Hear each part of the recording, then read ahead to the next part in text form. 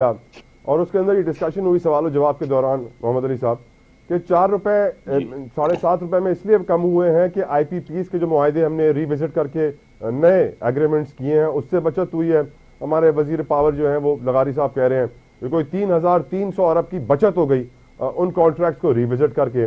کوئی 40 آئی P Ps ہیں جن کے کانٹریکٹس ری وزٹ کیے جائیں گے جو owned by the government and CPEC ہے.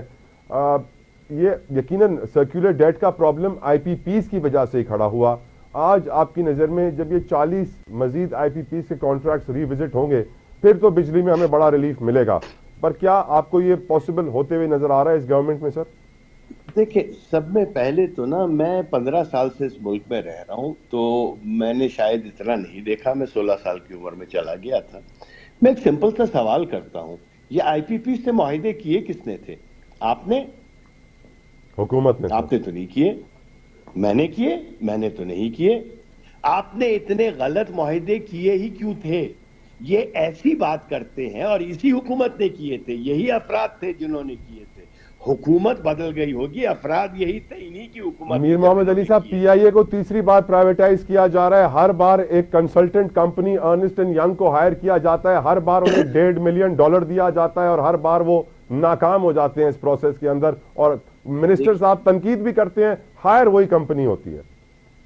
بس یہ میں آپ کو بتاؤں, یہ ایک سرکس لگی ہوئی ہے ان کی یہاں پہ. یہ آئی پی پی سے, یہ حکومت کے آئی پی پیز جو ہیں وہ 30-40 جتنے بھی ہیں وہ ان سے خود ہی معاہدہ کریں گے. ان سے معاہدہ یا نیگوشیشن کی کیا ضرورت ہے؟ ایک سٹرائک آف دا پین پہ چیزیں چینج ہو سکتی ہیں.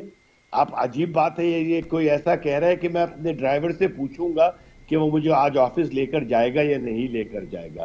آئی پی پی ان کی نوکر ہے. آئی پی پی کا سی ای او حکومت کا نوکر ہے. وزیر اعظم جو کہے گا وہ ان کو کرنا پڑتا ہے. دوسری چیز, یہ جو ڈسکوز ہیں اس کو پرائیویٹائز کب کریں گے؟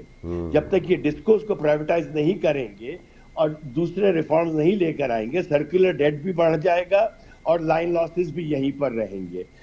یہ ڈسکوز کو پرائیویٹائز کیوں نہیں کرتے؟ 182 اسٹیٹ اونڈ انٹرپرائزز ہیں, ہزاروں ارب روپے سال کا نقصان کرتی ہے. پاکستان ریلوے ہو گیا, پی آئی اے ہو گیا, نیشنل ہائی وے اتھارٹی کا نام, ہر کمپنی کا نام لے لیں, اس میں ایک نقصان کرتی ہوئی کمپنی میں آپ پچھلے 10 سال کا امپلائی گراف دیکھیں, 12 سے 17% بڑھتا رہا ہے.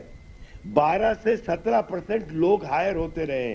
اتنا تو ایمریٹس ایئر لائن نے ہائر نہیں کیا ہوگا. ایمریٹس ایئر لائن کے ایک طیارے پر تقریباً 159 امپلائیز بنتے ہیں. پی آئی اے کے ایک طیارے کے اوپر 380 سم امپلائیز بنتے ہیں. کمال نہیں ہو گیا کمال سر کہ دنیا کی پروفیٹیبل ترین جو one of the most profitable airlines ہے اس کے 159 بنتے ہیں. اور سب میں بڑی دکھ کی بات یہ ہے میرے بھائی کہ ایمریٹس کو پی آئی اے نے شروع کیا تھا. آپ کو پتا ہے؟ جی ہاں سر. سر ایک اور چیز آپ سے پوچھنا چاہتا ہوں. میر محمد علی صاحب, آج ڈونلڈ ٹرمپ نے انٹرنیشنل ٹریڈ وارز, عالمی تجارتی جنگ کا آغاز کر دیا. پاکستان پہ ٹیرف لگا دیا 29%. امریکہ جو پاکستان کی سب سے بڑی ایکسپورٹ مارکیٹ ہے, ہمارا ایکسپورٹ امریکہ 5 بلین سے زیادہ ہے ڈالر سر.